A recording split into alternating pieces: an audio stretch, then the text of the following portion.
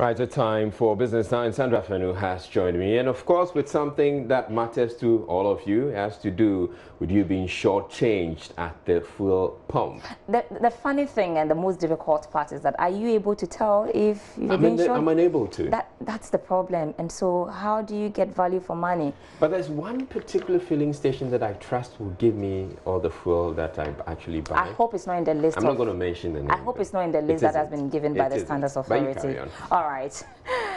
Okay, good evening. My name is Sandra Esenalfen and I'm here for business. The Chamber of Petroleum Consumers Ghana, OPEC, COPEC has inspected some petrol filling stations in the Greater Accra region found culpable of under-delivery fuel to customers.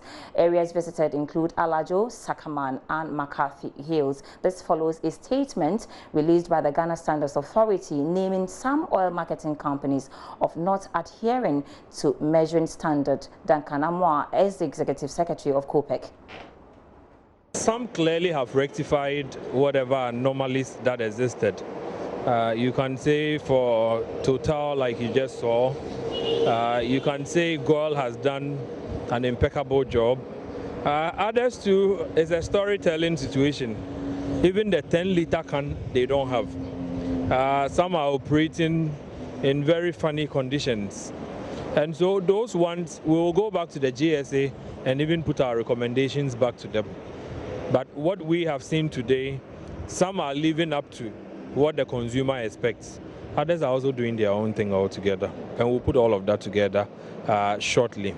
People are not either investing in their stations or others are deliberately tired of, putting in money and their systems are just failing. With the exception of what we've seen now with GOIL and Total, I think the others have been quite abysmal. We think that the sanctions would need to be deterrent enough.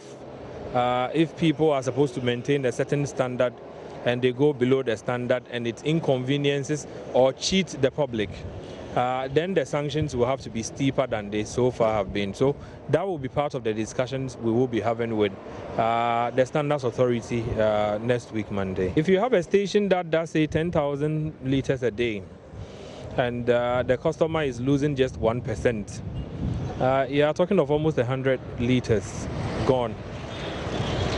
So if you multiply 100 liters by 5.2 something, that's money.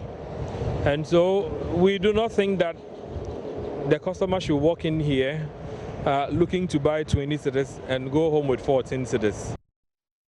Meanwhile, the Ghana Standards Authority has released a list of 10 oil marketing companies flouting standard regulations. According to the authority, the move forms part of efforts to enforce provisions of the Weights and Measures Act 1975 in order to protect consumers. So, which companies in the Israel actually trust his filling station? But let's take a look at this.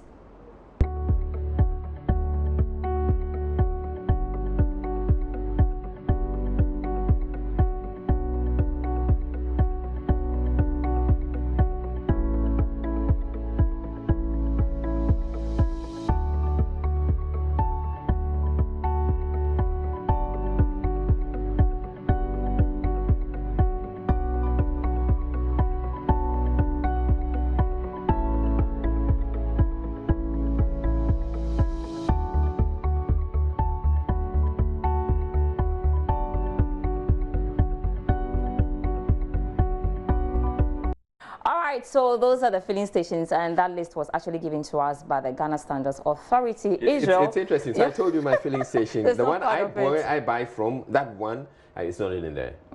I mean, okay, we've been trying to get the Ghana Standards Authority. They've actually agreed to speak to us, but I think we're having issues. We've not been able to read them. As and when we do that, we'll definitely get back to them for some answers. It's just a serious matter, and I'm hoping that they would actually deal with these filling stations.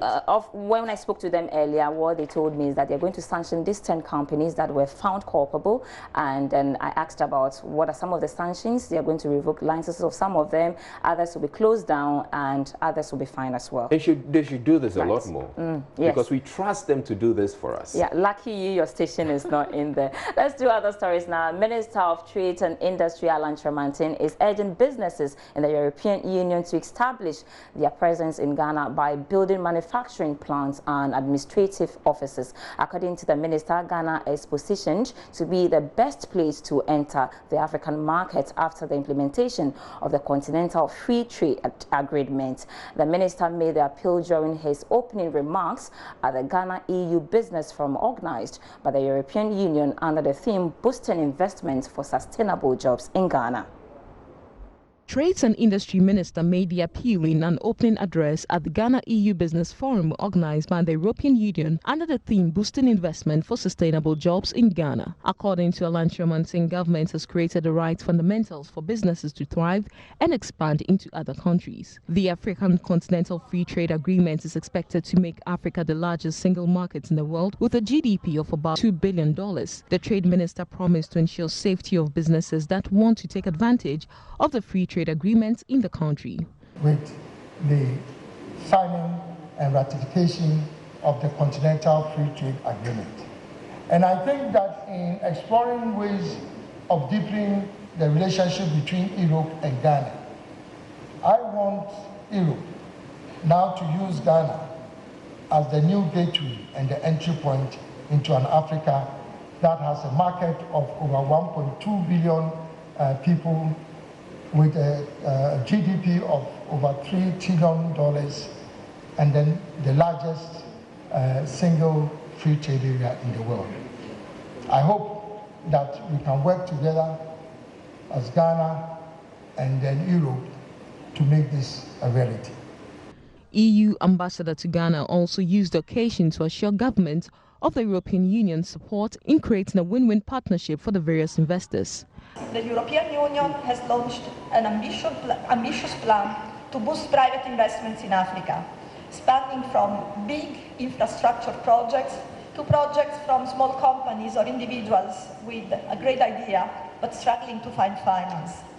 It is called the External Investment Plan, and it aims to invest 4.5 billion euros, more or less more than 25 billion Ghana cedis, to give you an idea, from the EU budget, to leverage 44 billion of private investment in Africa.